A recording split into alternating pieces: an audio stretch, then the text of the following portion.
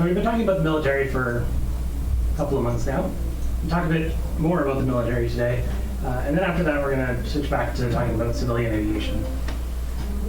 And I'll rehash a little bit of stuff that I talked about before as far as the airport, the city center airport goes, and how the war affected it going into the post-war era. So we're mainly going to talk about Edmonton in the Cold War era, and we're going to focus pretty heavily on 418 Squadron, which was the City of Edmonton Squadron, is a reserve squadron that was here in our very hangar from 1946 to 57. And then we're active in the City of Edmonton through Namao until 1994. So when the war ended, 418 Squadron disbanded. Victory in Europe meant the end of 418 Squadron's duty.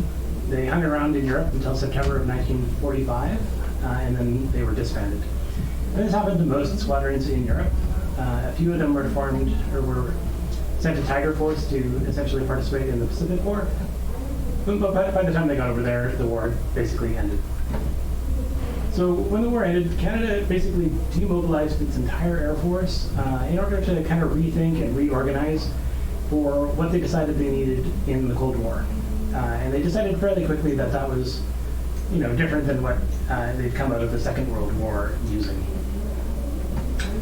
But they knew that with the Soviet Union ramping up its aggression and the difficulties and tensions arising from the division of Europe, they knew they needed to kind of keep on their toes. So when they disbanded, they kept a list of all of the aircrew. They were listed as Class E reserves, so they were available to be called up if it was apparent that the Soviet Union was going to start a huge conflict. Because obviously we wouldn't start that ourselves. In Canada, situated in between the Soviet Union and the United States, it was right in the middle of that conflict. So we obviously knew that we needed to stay on our toes. So the class you see here was signed by all of the members of the 418 Squadron on Victory VE Day in Europe on the 8th of May, 1945. And this is on display in the 418 Gallery at the museum. When we come back to Edmonton, we have a comparison shot here of the airport in 1930 on the left and in 1945 on the right. So it shows how much the airport expanded in a relatively short period of time. So RCAF Station Edmonton, which is where the museum is located now, was majorly expanded during the war. As part of the Trans-Canada Airlines expansion, at the beginning of the war and through the war, Ottawa was willing to subsidize airport improvements up to about 25%, but they had to have very direct control over what was built in those airports. So cities needed 3 gravel runways, 3,000 feet long and 150 feet wide. So to do this, we needed to expand Blatchford Field from 319 acres to 577 acres. Land was mostly owned by the city. A lot of the city land is owned at this point by the city because of unpaid property taxes. They did purchase some land from the Canadian National Rail, and they remove 118th Ave and expand south. Government is unwilling to subsidize the cost of hangars and assume that airlines will build them, but the airlines could not afford that. So when the war started, and they needed all of this infrastructure for the British Commonwealth Air Training Plan, that's when the government really stepped up and really started building much more infrastructure. So it was during the war that the gravel runways were paved, and most of the hangars around the museum, including the museum, were built. The Hangar 11 and the hangars on the east side around NAIT were built by the Americans, and the huge Northwest Industries plant was built by the federal government at the north end of the field. So here's a close-up shot. It's a pretty small airport, and you can see this really small dirt road. That's 118th Ave that used to cut through the field. Sorry. And so these are some of the hangars that were built immediately prior to the war. Hangar 2 was the one in the back. It went to a plebiscite and was approved by 67% of the voters in 1937. It's much larger, as you can see, than Hangar 1 in front of it. It's 100 by 134 feet. It's got office space on a mezzanine, twin towers, big windows, really big doors. And all of the airlines at the time just immediately crowded into these hangars, and they were almost immediately overwhelmed. And when Trans-Canada Airlines moved in, this photo was obviously from after the war, the Trans-Canada Airlines moved in and they built Hangar 3, which is a small hangar a little bit further away from the other two. So this is Hangar 3 in the background, which is the Trans-Canada Airlines hangar. And TCA initially didn't plan to serve Calgary or Edmonton. They were going to Lethbridge, and they had a no feeder airline policy. But they did eventually change their mind and decided to come to Edmonton. So these are really the first and only 3 hangars that were built before the war. And during the war, there was at least a dozen more that were built. So there's Hangar 3. Other upgrades that occurred during the war, so hangars and barracks as well were built at RCEF Station Edmonton. So it wasn't just the 3 initial BC-ATV hangars and ours, which was the last one built. There's all sorts of H huts and barracks. They were built on the north side of Kingsway, where Edmonton Inn is, but also on the south side of Kingsway, where the Superstore and Canadian Tire is. So both sides of that were part of the airbase. So where HMCS Nonsuch is today was actually initially part of the same base. Most of the hangars were basically prefab hangars. The wood is coming from a company called Canadian Creosote. It's BC fir.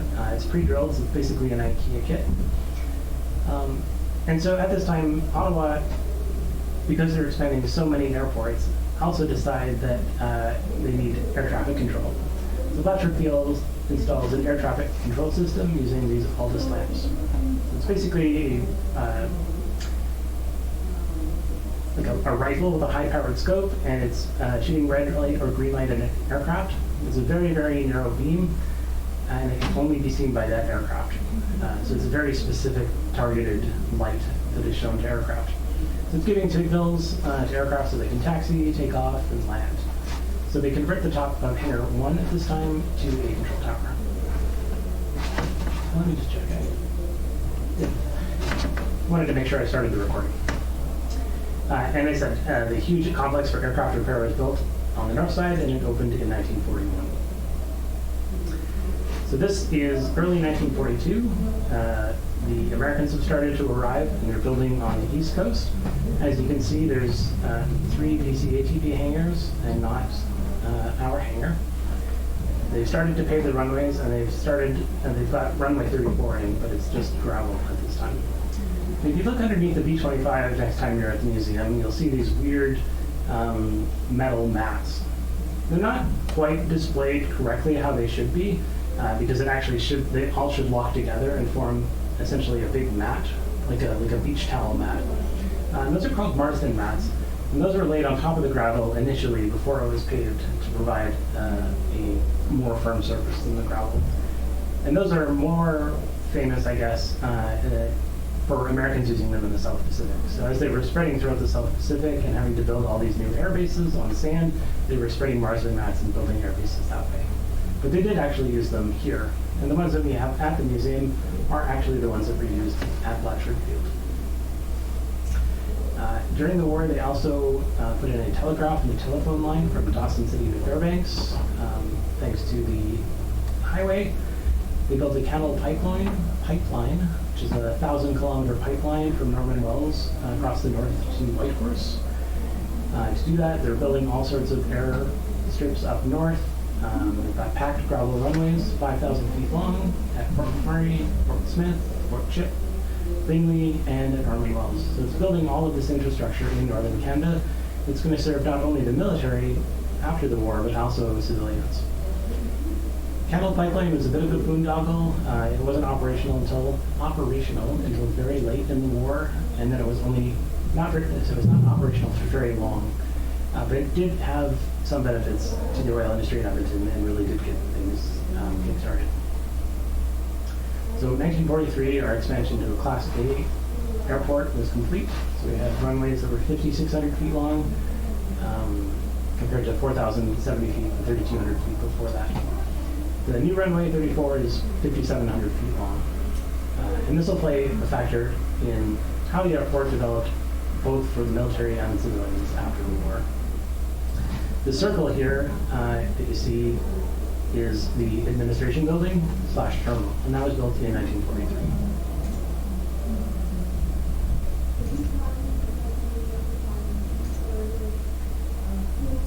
So we came out of the war, we had this very significantly upgraded airport, and we had a large military presence.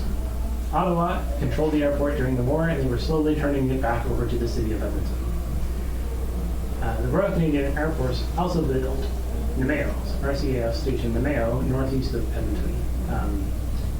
They commissioned it. It was actually built by the U.S. Army Corps of Engineers, mainly as a staging point for the United States defense of Alaska. Blatchford Field was too small already at this time to really serve its purpose for the defense of the North. So Namao was built with 7,000-foot runways, which were the longest in Canada at the time. So after the war, the Royal Canadian Air Force, as I mentioned, massively restructured their entire organizations. All of the squadrons in Europe disbanded, and they immediately sat down and really tried to figure out what kind of air force they needed. In February of 1946, they finally made some decisions, and Cabinet came out and approved a peacetime Royal Canadian Air Force establishment split up into basically 4 components. Regular force, with about 16,000 people of all ranks, an auxiliary force of about 4,500 people of all ranks, a reserve force of 10,000, and then the Royal Canadian Air Cadets. So they decided they'd need 8 regular force squadrons, 15 auxiliary squadrons, and this all came into effect in 1947. So when these post-war auxiliary squadrons were formed, they were often reformations of squadrons that had been adopted by cities during the Second World War. So in Edmonton, our auxiliary squadron was 418 City of Edmonton Squadron. But there was also 400 Squadron, Toronto, 401 Montreal, 402 Winnipeg, 424 Hamilton, 438 Montreal, 442 Vancouver. So 418 Squadron reformed on the 15th of April 1946 as the Medium Bomber Squadron. Eventually, they were primarily equipped with the B-25 Mitchell, and they also equipped the Harvard and the Expediter. And they're headquartered right here in the Alberta Aviation Museum. Also at this time, the Royal Canadian Air Force establishes the Winter Experimental Establishment in Hangar 4, which is one of the newer hangars built during the war. So the Winter Experimental Establishment, or WE, operated here starting in 1947. Initially, it was created as the #1 winter experimental and training flight in Kapuskasing, Ontario. And as the name implies, it was essentially there to test aircraft in winter conditions. So they did tests on Lancasters, Hudsons, Venturas, medium bombers during the war. They moved to Gimli for 1944 to 45, and then after the war they moved to Edmonton because Edmonton was somewhat infamous for its winters, and they decided Edmonton must be the perfect condition to test winter components. So we tested about 30 aircraft in the very particularly harsh Edmonton winters to essentially learn about their capabilities and plan for the future. And the whole reason for this was the need to operate in the north because of the Cold War and the proximity of the Soviet Union over the Arctic. So they used this to inform aircraft manufacturers of what worked, what didn't, develop designs for future aircraft to make operations more safe and effective. And they weren't just testing if these aircraft could fly in the wintertime or when it was cold out. So they were testing every component. They would feather and unfeather the props over and over. They would raise and lower the landing gear, spray it with ice, see how that worked. They had personnel testing emergency equipment. So they were sleeping outdoors, testing Arctic sleeping bags, survival gear. They were practicing winter parachute drops, all sorts of stuff. And the funny thing is, the headquarters for WE was based in Edmonton, but they decided that winter that it actually wasn't cold enough. They had a really mild winter, and they decided, actually we need further bases, so they established a base at Watson Lake in Yukon and Churchill in Manitoba. So they used all three bases, but it was typically colder in the Yukon and this was not just the Royal Canadian Air Force experimenting with isolation. Is that really loud? Hear the that's I cannot hear myself think. So most of the aircraft they were testing were surplus type World War fighters and bombers, or ones that were developed right at the end of the war to see how they were testing. So anybody see it on social media or can tell me what kind of aircraft this is? Four-engine bomber. It's got a weird turret-looking thing at the front. Is it a Sterling? Nope. It's made by Avro. It's a Lincoln, which is basically a modified version of a Lancaster. There's only 3 of them ever in Canada, and this is one. So there's another shot of it, the B-24 in the background. How about this one? Another 4-engine bomber. Got a nose that kind of looks like a B-17. Twin tail. Radio engines. Yep. It's a Halifax, Handley Page Halifax. So that's what Nathan is building. Yes. Yeah, the curator in Edmonton is obsessed with Halifaxes, and they're recovering another one to restore. How about this one? This one's a bit of a trick because it looks like one thing, but it's actually another. Looks a lot like a mosquito. It does. It's got the big radiator inlets on the front. It doesn't have any supercharger scoops on the bottom of the nacelles. This is actually a Seahorn, so de Havilland Seahorn, which is a variation. Well, not exactly a variation of the mosquito, but very closely related to the mosquito. And this is up at Watson Lake. So there's a side profile of it. So, yeah, looks very much like a mosquito. This one's relatively easy. Mustang. Nope. No, the tail's different. Yep. This is a Spitfire Mark 14. But nice shiny metal. And this is hard mode. This is the hardest one.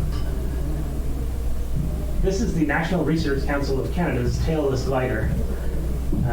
And so they developed this to test the stability of tailless aircraft and flying wings. Jeff de Havilland, in the middle, between the wars, had built a bunch of tailless aircraft with the support of the Royal Aircraft Establishment. And, sorry, not Jeff de Havilland, Jeffrey Hell. So the National Research Council of Canada funded more designs after the war. And flight testing of this aircraft was started in 1946 at Namao. So they learned a lot about flying wings. This particular aircraft was a very successful design. Its handling was very good. It turned very well on the ground using differential brakes. And its last flight, they ended up towing it across Canada for like a 3,500 kilometer flight, towed behind another aircraft. It's a side-by-side cockpits. Yes. Yeah, it's very futuristic looking, but also kind of looks like a frog. Yeah. This one is another somewhat easier one. FM 140 feet. It's a Mark 10 Lancaster. It's a Canadian Lancaster. So they were also testing transport aircraft. This is a Canadair North Star. Looks very much like a DC-6 or DC-4 with round engines, but it's actually got V12 Merlins on the inside, just in a round nacelle. Never flown on a North Star myself. I don't know if you guys have, but apparently they were kind of a horrible aircraft and horribly noisy and very vibrating and not particularly comfortable. I flew on them a few times. Very, very noisy and a lot of vibration. This is another harder one.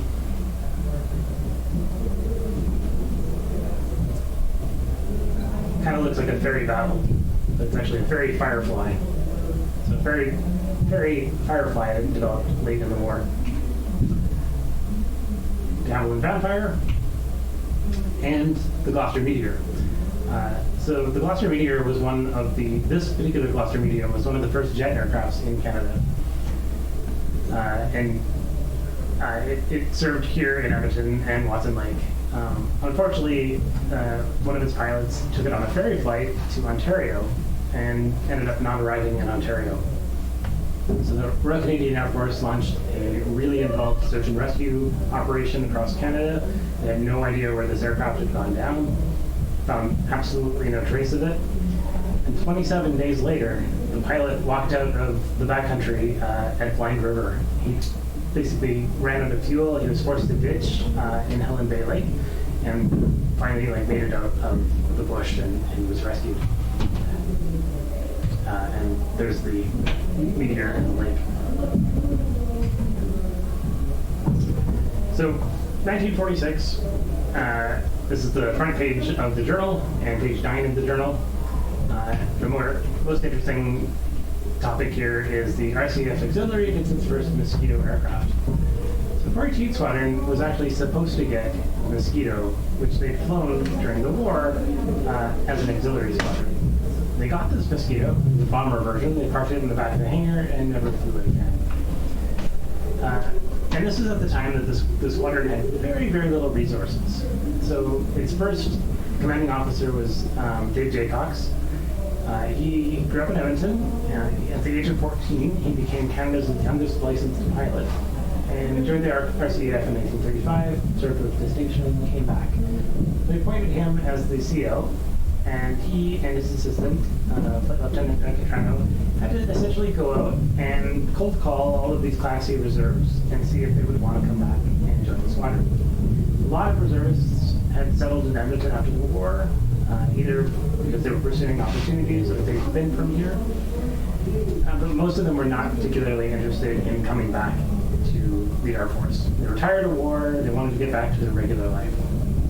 And, or some did reluctantly join, but discovered that it was just too much of a strain on their time, having to train Tuesdays, Thursday nights, and weekends.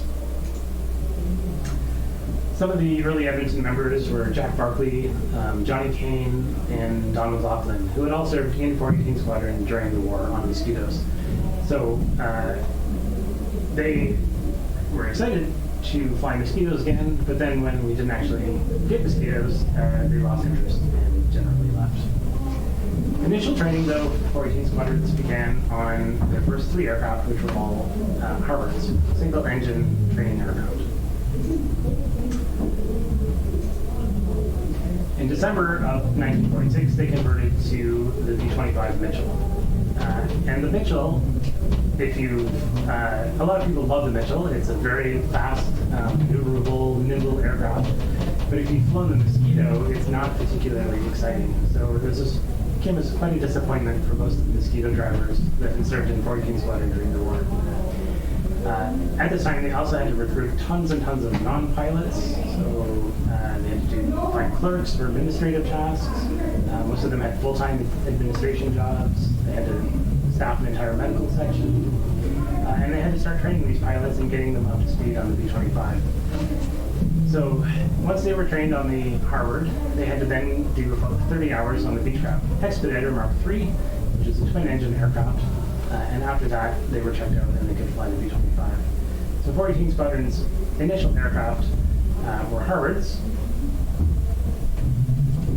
This photo I particularly love because if you look really closely at the details, this photo is taken inside the museum in 1947. So the wall that's behind him, that little shack, is the concrete wall that is running down the middle of the museum now. And that concrete cinder block wall was not original, but they had this little maintenance hut in the middle of the museum. You can see the pillars running down the middle. This one is an expediter getting serviced in the hangar.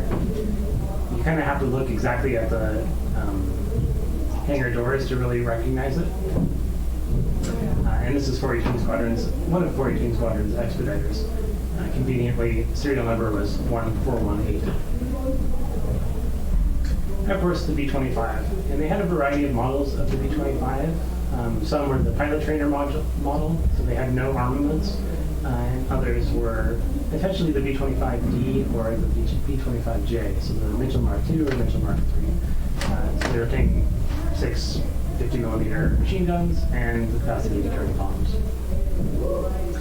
You'll also notice that the crest on the side of the aircraft is a little bit different than you would see on pretty much every other aircraft, 418 Squadron aircraft after that. So they came up with this design for a new crest using a knight's head and submitted it to Britain, to the Heraldry Office, and it was rejected because it was too close to ones that had already been used. So they used this for a few years, kind of illegally, and then in 1958 came up with a new crest, which they're still using today. And a lot of training that they were doing was building up to larger and larger war exercises done in the summertime.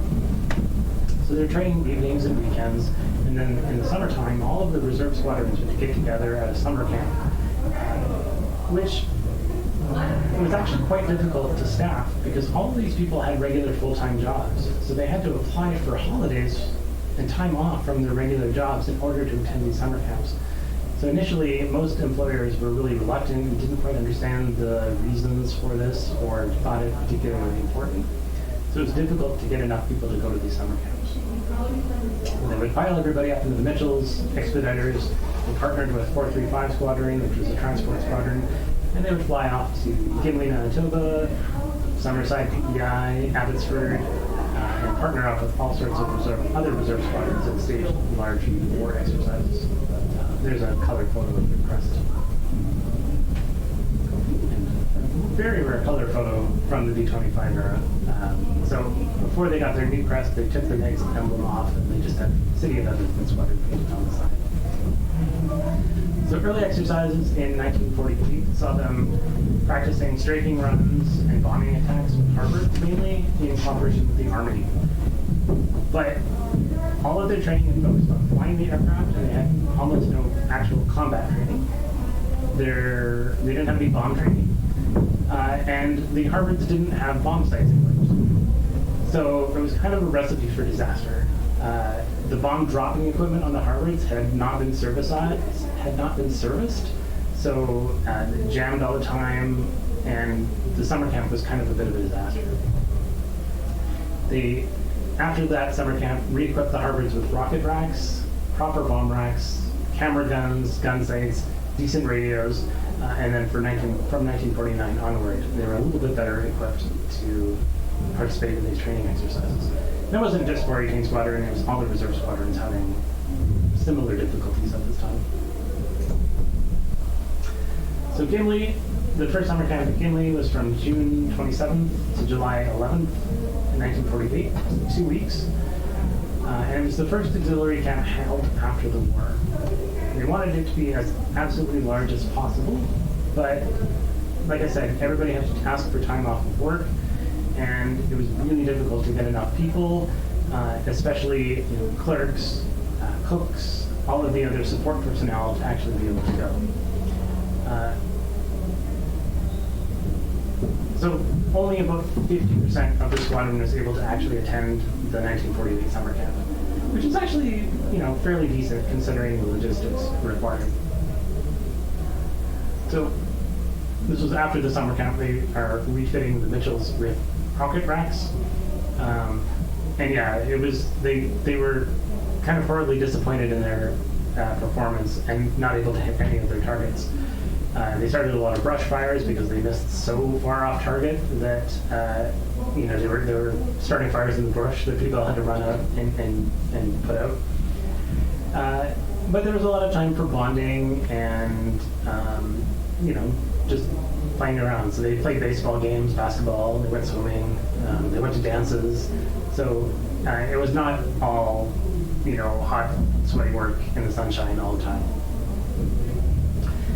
1948 was also their first search and rescue mission for 418 Squadron, looking for an American pilot who'd gone down in a Cessna between Edmonton and Grand Prairie.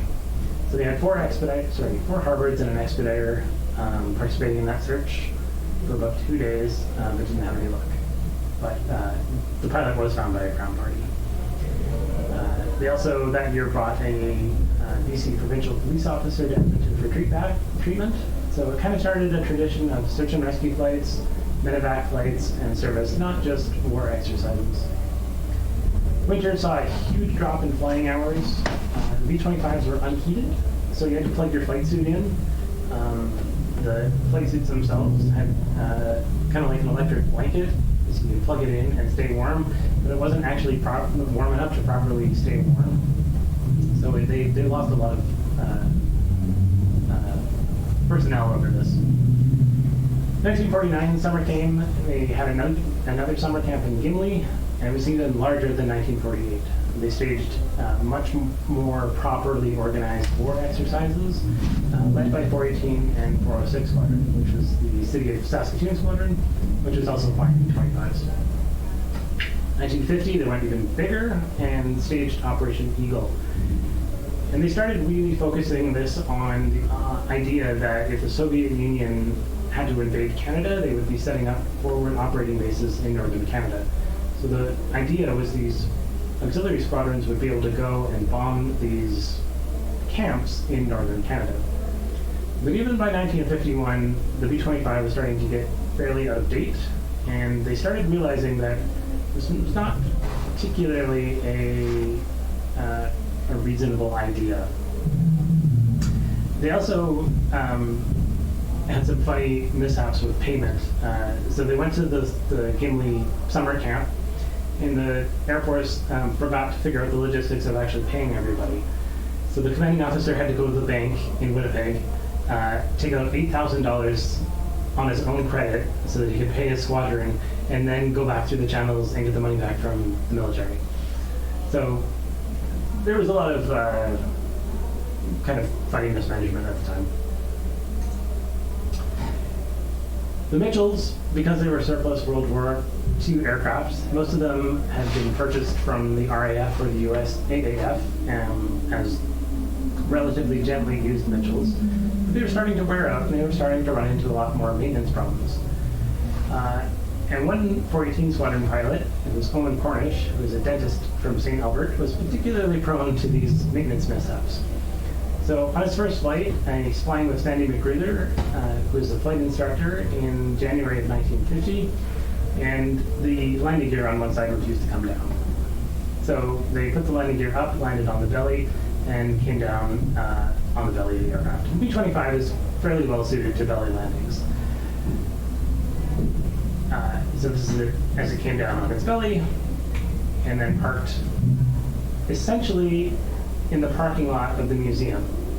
So if you were in the parking lot in front of the museum today and you looked across the street at the Service Credit Union and the car wash, that's where Kingsway Cabins was. So Kingsway Cabins was these little motels, and off to the right of this photo, just out of sight, is Tower Road.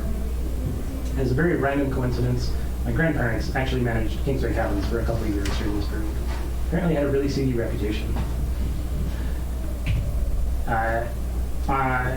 Also, Owen Cornish on a flight in British Columbia, the starboard prop started running away. So it was essentially problems with the variable speed propeller, and the airflow was driving the engine too fast because they weren't able to change the angle of the propeller correctly. So it made it introduced horrible vibrations in the aircraft, and they couldn't feather the propeller, so they had to come down and land it in a field in Hope. So Cornish luckily put it down in a field. He had 7 other people on board, and they came out of it no problem. And of course, Hope, BC is in the middle of the mountains and the middle of the forest. So being able to come down out of the clouds, find a field, and be able to land the B-25 in it was a pretty remarkable feat. In rivers, they had severe icing problems. They had also had to land on the belly of the aircraft.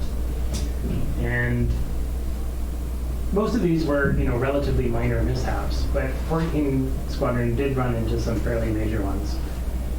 So, 1952, RCAF Station Whitehorse was chosen for Operation Nugget to improve flying skills in northern Canada in anticipation of needing to fight in northern Canada. But the weather was absolutely terrible. And there was a flight of two B-25s that left Whitehorse, and immediately ran into fog. One of them turned around and made it back to the airport, and the other one disappeared. And it was supposed to be a 650-kilometer long flight. So the other aircraft disappeared. They had no radio communication from it, so they had no idea where it disappeared on this 650-kilometer flight. So they launched a massive search and rescue operation, which eventually encompassed 85,000 square miles of northern Canada, involving 32 aircraft, including B-17 from the United States Air Force, 18 Mustangs, 11 Mitchells, 2 Dakotas, a helicopter, and they found absolutely no trace of this aircraft. A year later, they found that it had hit a ridge, exploded, and then most of the aircraft had been buried in the rock slide, then covered in snow, and it wasn't until the snow melted and washed the remains of the aircraft down into a valley that they were able to find it. Obviously, everybody on board was killed, and essentially just flew into a mountain in the fog. This one was a minor accident during icing in Montreal. They ran off the end of the runway and hit the snowbank, collapsed the nose landing gear. But luckily, the snow was soft enough that it didn't even damage the propellers. This was another Whitehorse crash in 1957. This one is a little bit controversial. The pilot was reporting a lot of problems with the engine, but didn't really want to spend any time diagnosing it, and just immediately turned around and put the aircraft down on the belly, rode off the aircraft. And in January of 1955, we had a crash just outside of Edmonton. It's a B-25D with the character of Moonbeam McSwain painted on the side. It was a flight. They went off on a regular training flight, and they hit a ferry cable across the North Saskatchewan River near Devon at the Holborn Ferry. So it used to be a ferry crossing the North Saskatchewan River, and there's a cable that runs across the river that the ferry is attached to so that it can run back and forth in the same spot. So killed in this crash are flight officers Douglas Ward, Grand, and the navigator John Cooten. John Cooten had very recently married, and his wife was pregnant at the time. His older brother, Michael Cooten, was from just outside of Edmonton, served with distinction during the war, and John was too young, so he really wanted to follow in his brother's footsteps. Michael Cooten had also joined 42nd Squadron after the war, and basically wanted to follow in his brother's footsteps. And the official story at the time was that this aircraft was probably running into problems, and it needed to land on the frozen river as a flat spot that they could do an emergency landing. But it's pretty clear, looking at the photos, that it was running at full speed. All the engines were running at full speed when it hit this ferry cable, and it basically cut the aircraft in half, exploded, and dumped the remains on the river. And 42nd Squadron pilots were a mixture of wartime squadron pilots and kind of young rookies. And there was a lot of one-upmanship at the time. A lot of the 42nd Squadron pilots had flown like Mosquitoes, or they were around people that had flown Mosquitoes. Mosquitoes were flying at extremely low level during the war.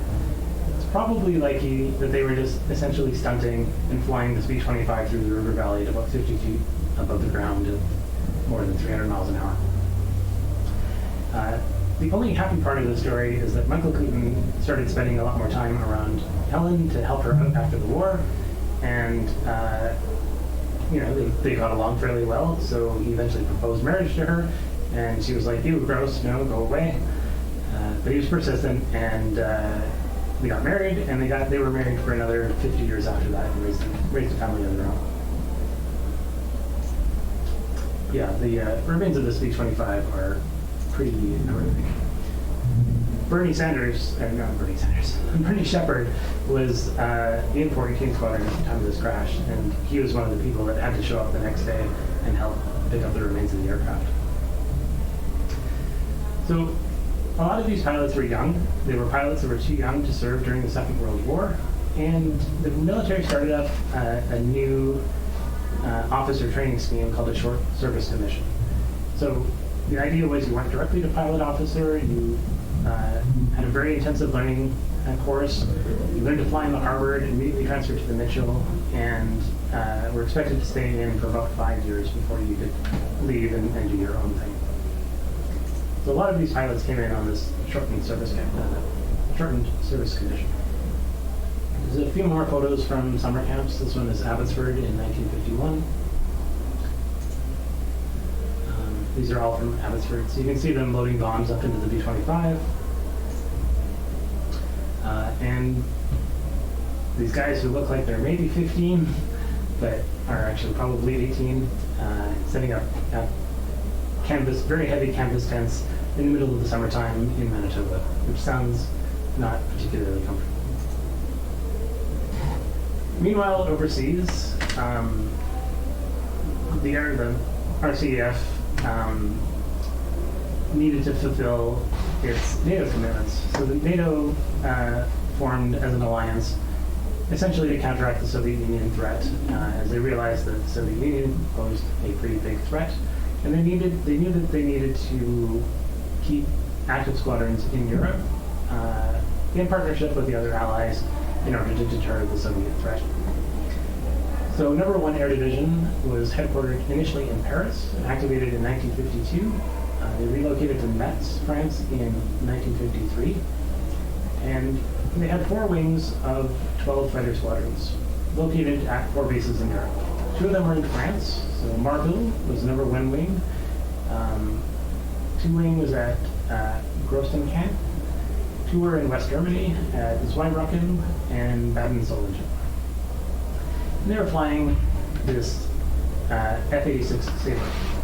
F-86 was the premier American Korean War fighter plane.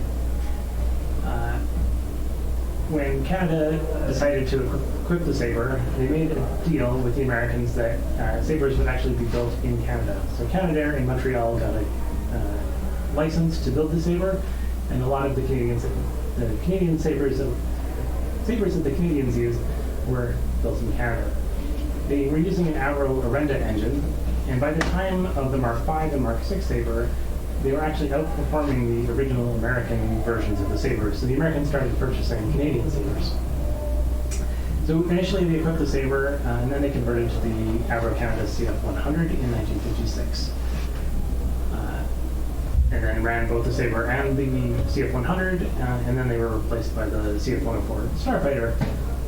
And by that time, they were starting to switch their role from fighter aircraft to more of a nuclear strike reconnaissance role.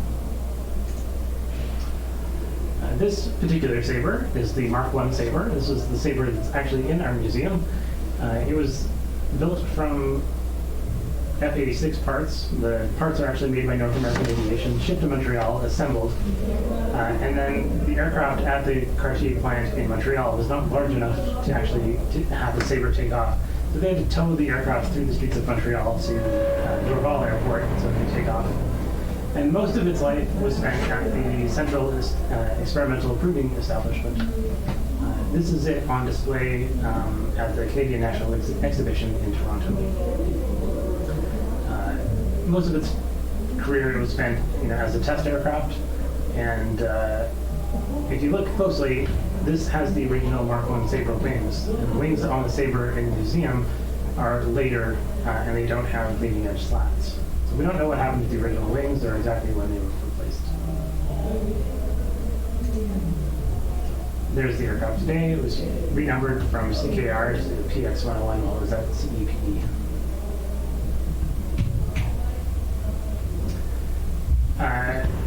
This gentleman, if you saw it on social media, is Bob Morgan. He joined the Air Cadets in Vancouver in 1949, earned his pilot's license in 1950. He started flying Mustangs for 4016 Squadron in Ottawa, and then he went and completed 3 tours of duty in Europe, mainly flying Sabres and the CF-104. He came back to Canada as a ground intercept radar controller, and worked on the G line for quite a while. So during his tours of duty in Europe, he was stationed with 439 Squadron in Marville. And he was on the ground monitoring planes, taking off and landing from a shack. And a Sabre jet came in and crashed just short of the runway and instantly burst into flames. The flaming wreck of the Sabre went right down the runway in front of him. He jumped to his feet, ran across the runway, climbed on board this flaming aircraft, and managed to get this other pilot free of his seatbelts out of the cockpit. The ammunition started cooking around them, so the shells are exploding around them, but he managed to save his pilot's life. So because of this, he was awarded the George Medal for bravery. He was very honored and proud of the recognition, but he always made light of it and just said it's human nature to help others in distress. So I'm just going to play a brief clip of him talking about this.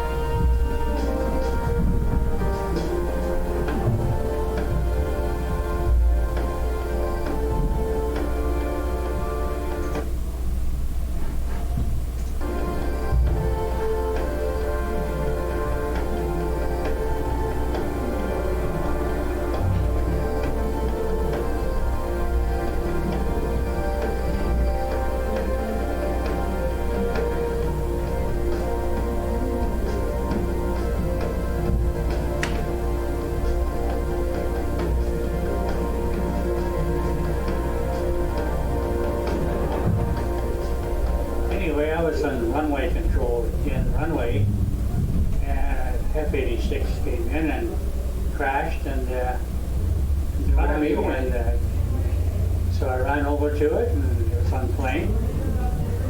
Where was that scene? No audio. Oh, okay. So apparently some ammunition was going off and flat. Right? Sorry, one second.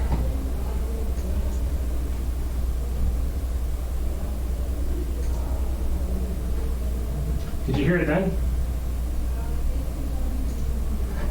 Yeah, just when you never realized it at the time, crashed and in front of me, and so I ran over to it, and it was on planes, and apparently some ammunition was going off and flat. But I never realized it at the time, till it was all over with, and someone told me about it. You don't really think when something like that happens, it's just spontaneous. So anybody would have done it, I guess. Well, George Miller, yeah, well, it's something different. Not a hero. Never have. That's what you do, yeah. That is correct, yeah. Oh, I went to Moose Jaw's flying instructor for 3 years. And after that, I went 4 years as a GCI controller. And I spent 7 years in 104s. I went overseas for 3.5. And I instructed at Cold Lake. And then when I left Cold Lake, I went to down here in Namao, and I flew Hertz for 6 years. And I retired, and I joined the Air Force Reserves and flew Twin Otters for another 10 years. And I also was, when I left the service, I was working at the Municipal Airport here, the duty airport manager for 19 years. So Bob Morgan, like a lot of people, had a regular Air Force career, and then after that joined the reserves and continued serving. In his case, he served with 14 Squadron, flying Twin Otters later. Yeah, a lot of these pilots that served in Europe came back after that and joined up in reserve squadrons and continued to serve in whatever way they could. So CF-100, I mentioned, was the upgraded interceptor from the Sabre. This was essentially the only Canadian fully developed and built aircraft, fighter aircraft that served with the Royal Canadian Air Force. because the Arrow, the CF-105, wasn't actually finished, and while it was finished, it was never actually operational. And the CF-100, when you compare it to the Arrow, looks not very great. It's subsonic, it's very large, slow, but it was actually a quite sophisticated aircraft and a very capable all-weather interceptor. It could carry these, what looked like fuel tanks on the outside are actually rocket pods. So they would carry air-to-air rockets and just fire them in salvos to shoot down aircraft. They could also carry belly packs with machine guns.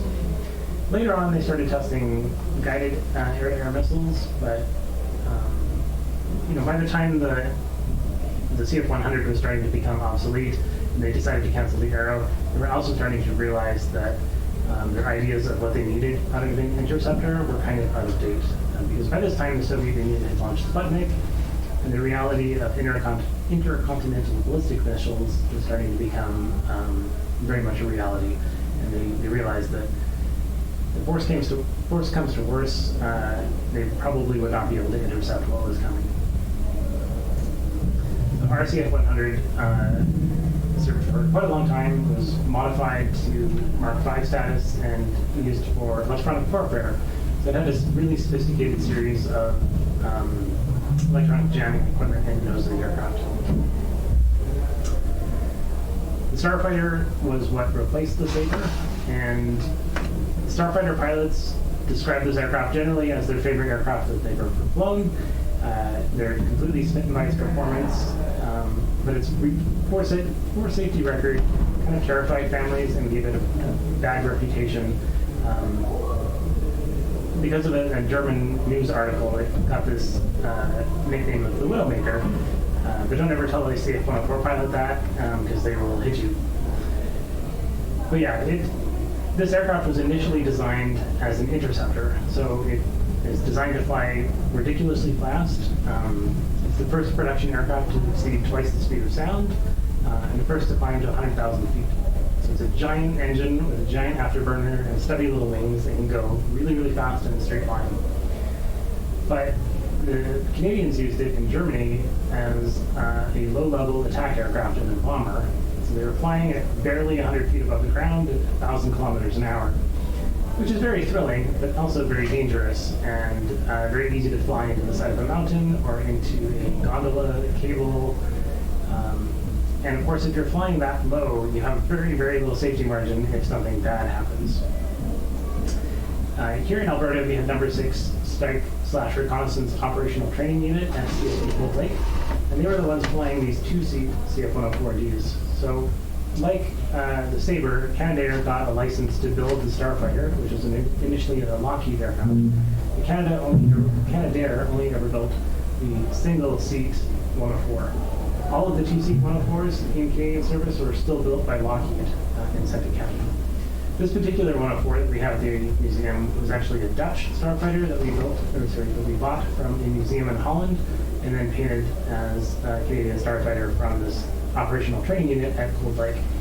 The 651 hit a bird going 600 kilometers an hour, 1,000 kilometers an hour, a couple hundred feet above the ground in 1980.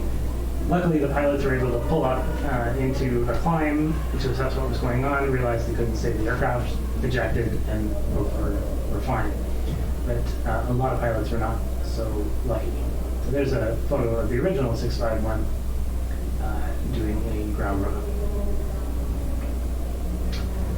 So in 1956, this photo was taken in front of the museum. In 1956, they'd been there for 10 years.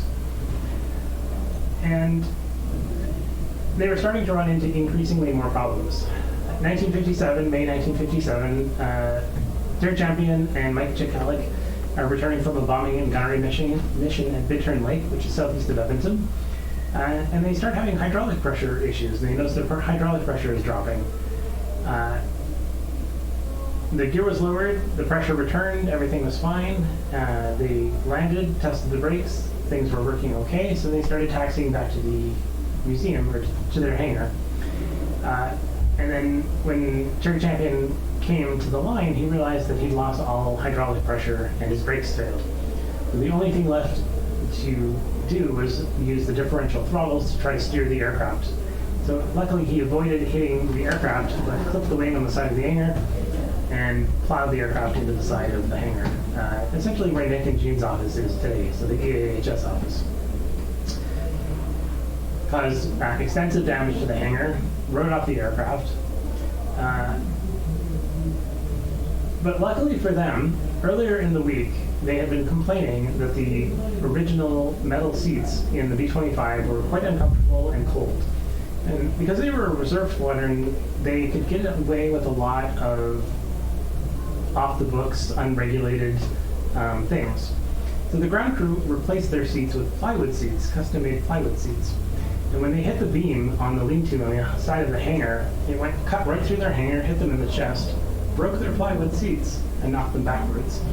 And if they'd been in the original seats, they would have been killed.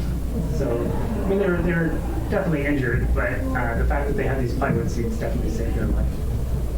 So yeah, this is exactly where Gene and Nick's office is today. In 1957, 14 Squadron got its first T-33s, which were a jet trainer. This really excited the pilots because they thought, oh man, this means that we are probably going to be trained on the CF-100 and be an auxiliary squadron of interceptors. But unfortunately, it wasn't to be. Most of the reserve squadrons got a couple of jets, but because of budget cuts and different changing roles for the military, they didn't really come to be. They also then moved to Namao. So Namao had been built in 43-44. It was basically the best airport in North America in 1944. Enormous runways, instrument landing, 100,000 square yards of tarmac for parking aircraft, 18 brand new hangars.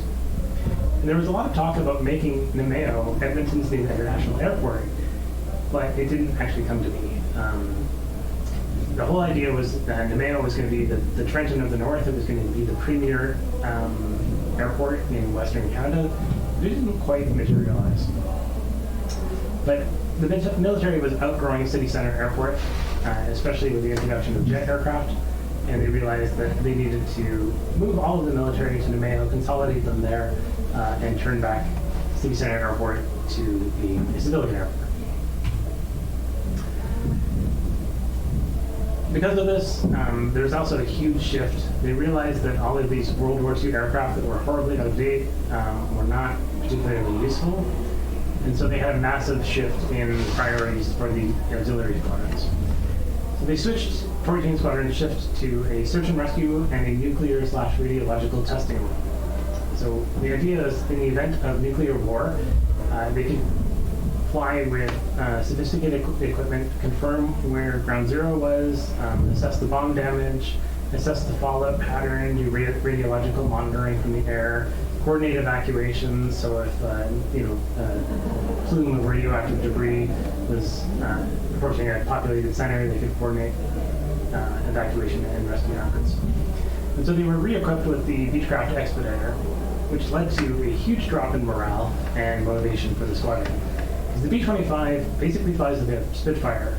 It's very nimble, it's exciting to fly, they're dropping practice bombs on a lake, and after that, they're flying kind of a boring transport aircraft. It was a lot less fun to fly than the Mitchell. They were also doing a lot of transport flights, VIP flights for the military, so it was a lot less exciting for the pilots. And because of this, the regular forces were getting all of the new, shiny, fancy equipment, and the reservists were left with, not the best equipment. There starting to be a really big shift in mentality between reservists and regular forces, with a kind of, us versus them mentality, and the reservists were not really treated with a lot of respect.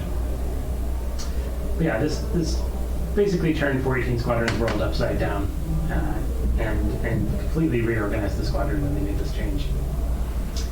435 Squadron also moved to Namao at this time. They were flying the Fairchild Flying Boxcar, which, if you've ever seen the movie Flight of the Phoenix, is the aircraft that crashes, and then they jury rig it and turn it into what they build in Flight of the Phoenix. 435 435 Squadron later converted to the Hercules in 1960, the 130B in 1960, and the 130E in 1966. But by the 90s, there was a lot of budget cuts. Federal government had a lot of budget cuts, and they ended up closing the Namao in 1944. So the 435 Squadron ended up moving to Winnipeg. And in 1985, before they moved, they were at Namao, and two 435 Squadron Hercules had a mid-air collision at Namao. So they're flying in a three-ship formation during a ceremonial flypast for the 61st anniversary of the RCAF. So the planes had a mid-air collision, hit the ground, erupted in a huge fireball, and all 5 crew members from each plane, a total of 10 people were killed. And this was, there's a lot of investigation after that. It led to a lot of changes in how the pilots communicate and what maneuvers they were able to do. This is the biggest loss of life in an air crash in Edmonton's history. So, 418 Squadron continued flying the Expediter. In 1960, they received their first de Havilland Otter. And it marked a new shift because the Otter was a much more capable bush plane. They could equip it with floats, and they started doing a lot more northern flying once they got the Otter. Has amazing torpedo capabilities, can operate on wheels, skis, and floats. And that's when they really shifted more and more towards a search and rescue role. The Rescue Coordination Center had moved to Winnipeg, so 418 was the closest squadron on hand to handle emergencies in the western provinces. They still did nuclear exercises in the early 60s, but by the mid-60s, they realized that this role was, there were too many deficiencies in this role, and they really needed to rethink the whole reserves. They ended up disbanding a lot of reserve units and switching a lot of reserves units to Army support units. So in 1964, 418 Squadrons were helping the 22nd Regiment, so the Vendus, attacking a Welsh contingent in an Army support role. And they were dropping condoms filled with purple dye from the Otters on these Welsh troops. Kind of a silly role and not a particularly realistic use of the Otter, but that was what they were doing in an official war exercise in 1964. But yeah, as I said, they started doing more and more search and rescue and more northern flying and connecting northern cities.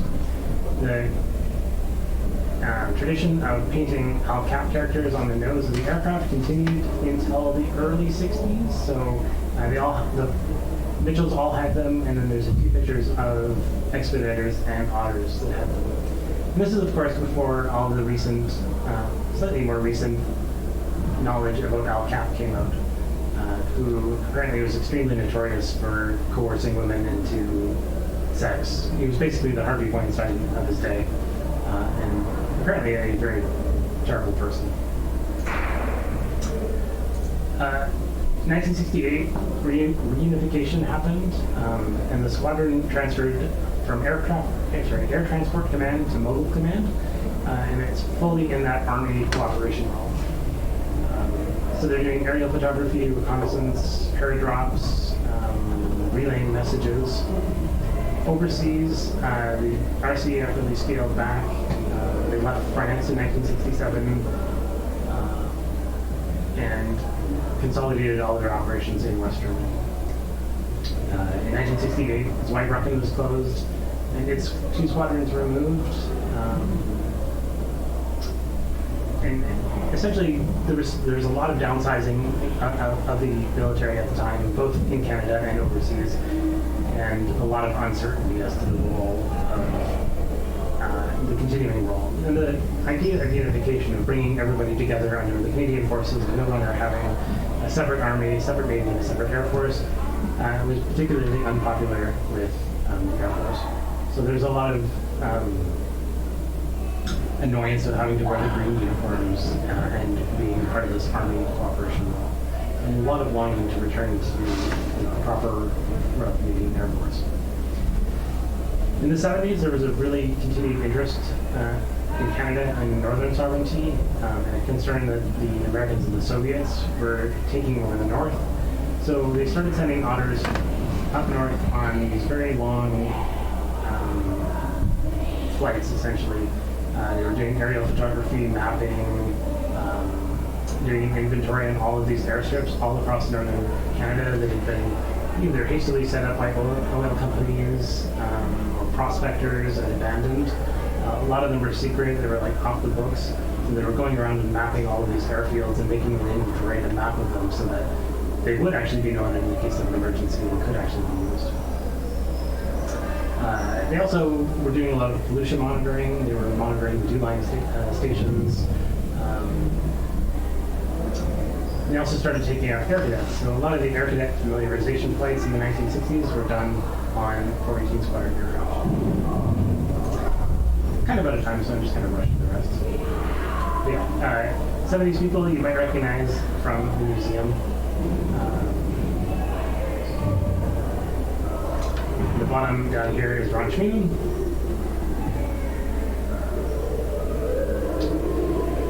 I think that's Tom Lindgist.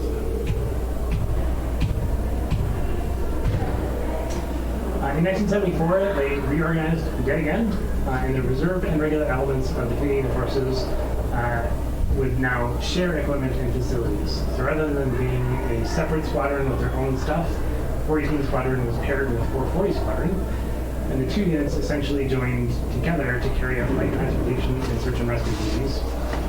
418 Squadron did about 20% of this work on weekends, and 20% of the duty on weekdays, and 100% on the weekends. And 440 would do the 80% on the weekdays. So they had the regular day job, 418 took over in the evenings and weekends for search and rescue. So they were 440 Squadron aircraft, and then 418 Squadron aircraft and 418 Squadron. So they transferred to the de Havilland Twin Otter. They were still doing a lot of armory cooperation exercises, paratroop training, the Canadian airborne and the Skyhawks, but mostly they were doing transport missions throughout northern Canada, flying all the way up to the Blurt, doing a lot of search and rescue for downed aircraft. And this picture surprises a lot of people because the Twin Otters, which have been in service for like 60 years almost, more than 50 years, are yellow. But actually when they were first introduced, they were painted white.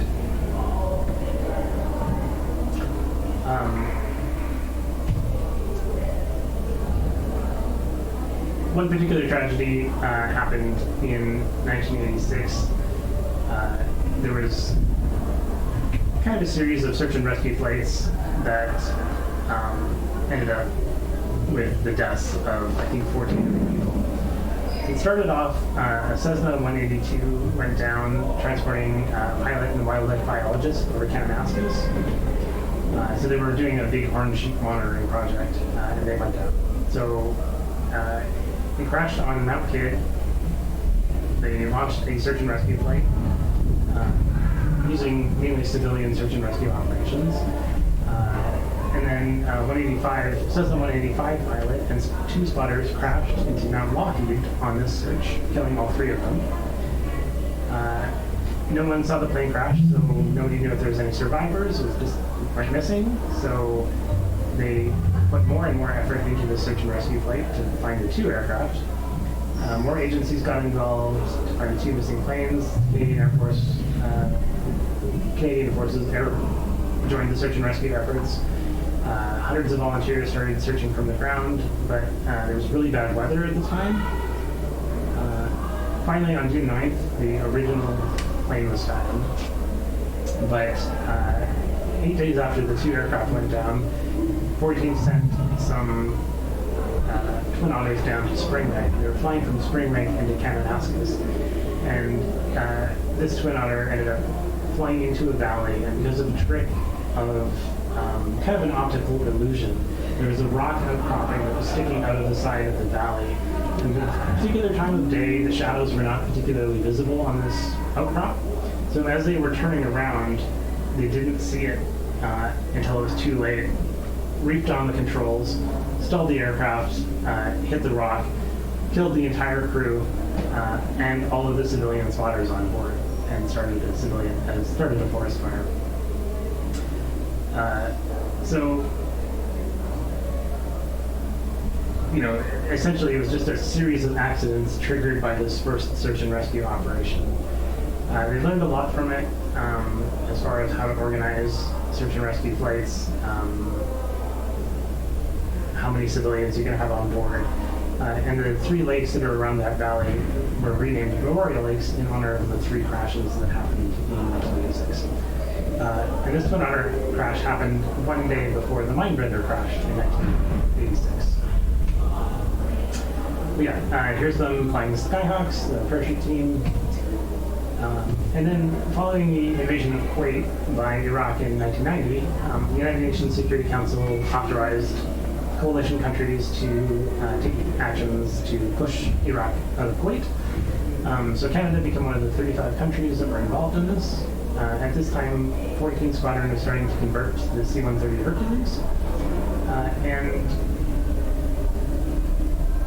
you know, there's still reservists at the time. Jim Gillespie is the commanding officer. He was told that only an act of parliament would actually call the reserves to active times in service of war. Canada didn't have a large involvement in the Gulf War, so they didn't need those measures. So 2/3 of the squadron immediately volunteered for active duty. So they said, well, we don't want to be reserves anymore, we'll just sign up to regular forces because we actually want to serve. So ultimately 10 of 418 Squadron personnel were sent to Germany on a 90-day deployment in support of Operation Friction. So 7 technicians, 1 pilot, 1 admin officer. They were sent there to relieve regular force members that were reassigned to the Gulf. So they didn't serve in the Gulf, but they were supporting other people that could be deployed to the Gulf War. So you know Barry in 418 Squadron, this is much younger Barry, 30 years ago. And way over my time, so I will cut it off there. Next month, in October, we're going to go back to civilians. We'll talk about bush operations, formation of Horrid Air, Associated Airlines, Atomic Fox, and all these people that came back from the war started up all these bush operations, and where they all ended up, including Pacific Western Airlines. So we'll focus mainly on northern Canada again, and the idea of Edmonton as a gateway to the north, and how much City Center Airport played a role in that. We'll also talk about, we might talk about the formation of the international airport. That's probably what we'll talk about in November instead. So, we're running out of time in the year, but we still have a lot of history to cover. Yeah. If y'all have any questions about stuff tonight, I'm happy to answer it. It's way too much time to cover in one single lecture. What percentage of the 418 personnel were reservists and part-time versus full-time? I guess the ground crew and admin people were? Or? Basically, initially everybody was reservists, including all of the admin officers. But then by reunification, when we partnered up with the regular forces, all of the ground crew were, pretty much most of the ground crew were regular forces. So they had a dedicated team of technicians servicing the aircraft, and those were regular force members, supplemented by reservists. So in those old videos, the people working on the B-25, it was all reservists? Yeah, they did send some regular force members to the summer camps, so some of them might have been regular force members. Yeah, for the most part, it was reservists.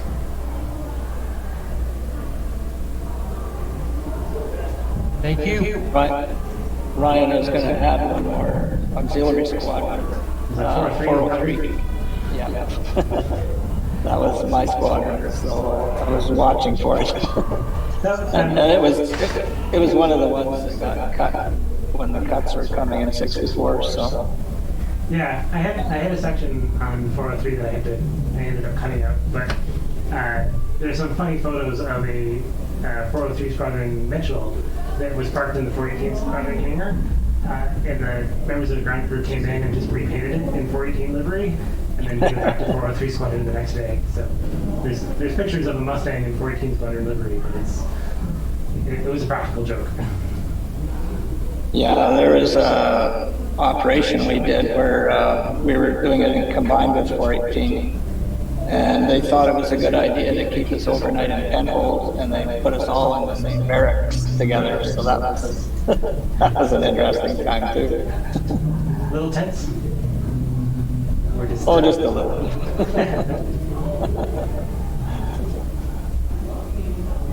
And Terry Chapman also was a member of 403 Squadron. So Yeah, after his crash, he ended up going to 403 Squadron and never had another incident again. Well, Yeah, 403 and then joined PWA and flew DC-6s and 737s. Yeah, I remember him in 403. He was a pilot while I was there. So. On the early B-25s in 418, did they have a full crew, like bombardier, navigator, a radio and all that? Or? Yes and no. So most of them were either the pilot training version, or they were converted to RCAF Mitchell 2 or Mitchell 3 configuration. So they removed the side guns, they removed the turrets, so they had an astrodome. So they needed way less crew because they didn't have any turrets. And it really depended on what the mission was. So sometimes they would only fly with like 2 or 3 people, pilot, co-pilot, wireless operator.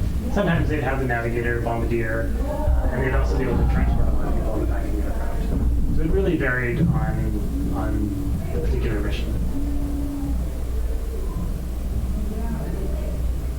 That sounds good then. Well, thanks a lot for the lesson. No problem. Look forward to the next one. See you all next month. Or sooner. And I'll have, if you have more stuff on 403 one of these days, I'll have to pop in and see it, because there's virtually nobody carrying on 403's history at all. So. No, most of what we have is in the 418 office, and it's related to summer camps. So it's when they would partner up at summer camps. So there's a lot of pictures from like the 1947, 48, 1950 summer camps with 403 Squadron Harlands. They're easy to identify because of the crest. Yeah, the wolf was on there, the 403 crest. So. Stalk and strike. Anyway, thanks again. Yep. Have a good night. You too.